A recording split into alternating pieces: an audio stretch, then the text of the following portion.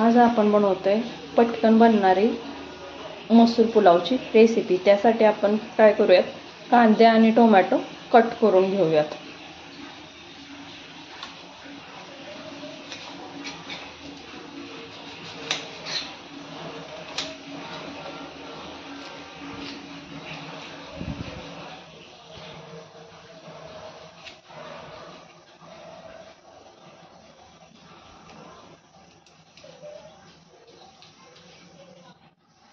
कांदा हा उभा असा बारीक पातळ स्लाइस मध्ये कट करून घेऊयात। या पद्धतीने आपण सगळे कांदे कट करूयात। आपण आज हा पुलाव मातीच्या भांड्यामध्ये करणार आहे। त्यासाठी मी इथं भांडं गरम करायला ठेवलेलं कमी गॅसच्या फ्लेम वरती। ते छान गरम झाले, त्यात तेल टाकून घेतले 2 चमचे। आता त्यात हा कांदा भाजून घेऊयात।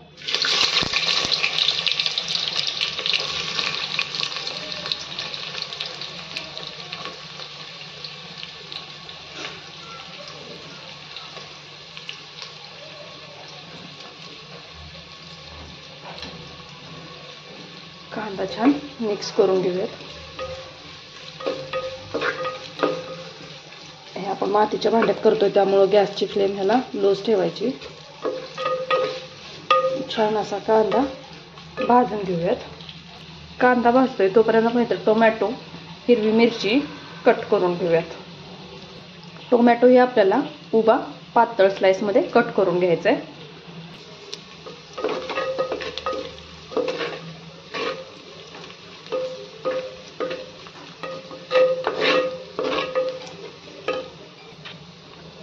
कांदा छान भाजत आलाय। आता त्याच्यामध्ये घालून घेऊयात खडे मसाले। ज्यामध्ये मी घेतले जिरं, शहाजिरे, काळी मिरी, दालचिनी, 1 हिरवी वेलची, 1 मोठी वेलची, चक्रफूल, तमालपत्र आणि जावित्री। हे सगळं कांद्याबरोबर आता भाजून घेऊयात व्यवस्थित। आता याच्यामध्ये ऍड करूया कट करून घेतलेली हिरवी मिरची। ती छान 1 मिनिटभर परतून घेऊया कांद्यासोबत।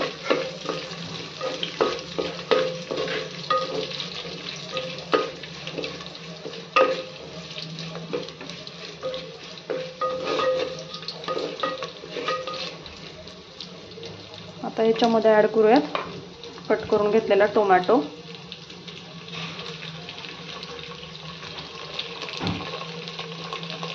टोमॅटो पटकन भाजावा यासाठी काय करायचं, मीठ टाकायचं त्याच्यामध्ये। मी आता भाताच्या तांदळाच्या हिशोबानेच मीठ टाकते, परत मी काही मीठ ऍड करणार नाहीये। मिक्स करून घेऊयात व्यवस्थित।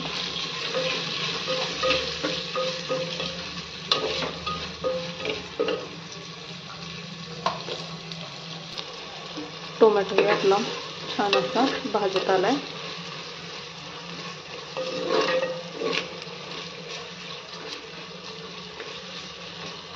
आता ह्याच्यामध्ये ऍड करूयात आले लसणाची पेस्ट 1 चमचाभर। तीही छान मिक्स करून घेऊयात।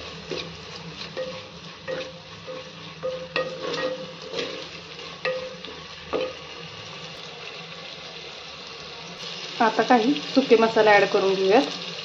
1 अर्धा चमचा हळद, 1 चमचा मिरची पावडर आणि हा गरम मसाला आणि बिर्याणी मसाला 1 चमचा घालून घेऊयात। व्यवस्थित मिक्स करूया।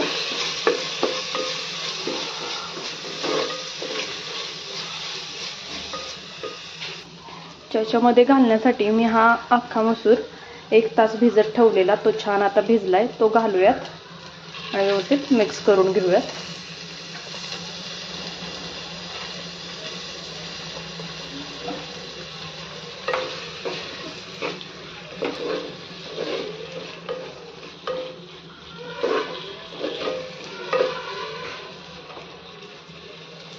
ह्याच्यामध्ये आता गरम पाणी ऍड करूयात आणि ह्याला 1 उकळी आणूयात।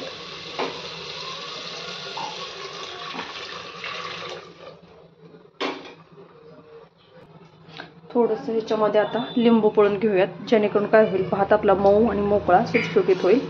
त्यासाठी हे लिंबू थोडस पिळून घेऊयात।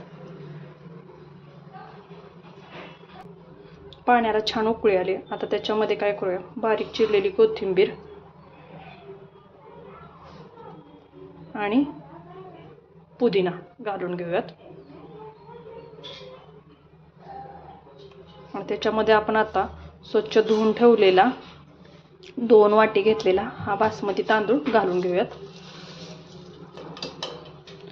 तांदूळ घातल्यानंतर व्यवस्थित मिक्स करून घेऊयात. हे व्यवस्थित मिक्स झालं. आता याला 10 ते 15 मिनिटं व्यवस्थित भात शिजेपर्यंत झाकण ठेवूयात. म्हणजे ह्याला छान वाफेवरती तो शिजला जाईल.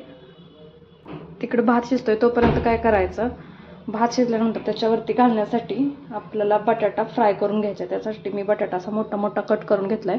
आता हा 1-2 चमचे तेलात शाडो फ्राय करून घेऊयात. तेल आता इथं छान गरम झाले. त्याच्यामध्ये बटाटा फ्राय करून घेऊयात. झाकून ठेवलेलं 10 ते 15 मिनिटं झालेत. आता बघूयात त्याला शिजतलं आहे का. तुम्ही बघू शकताय त्यातलं पाणी आटले. छान असा मऊसूत शिजला गेलाय. थोडीशी याच्यात कणी आहे. आता या स्टेजला काय करायचं, 1 चमचाभर तूप त्यात घालून घ्यायचं.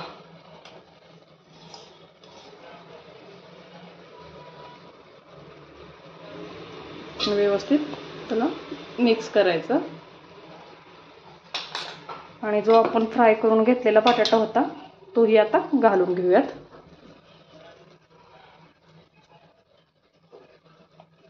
व्यवस्थित मिक्स करूयात.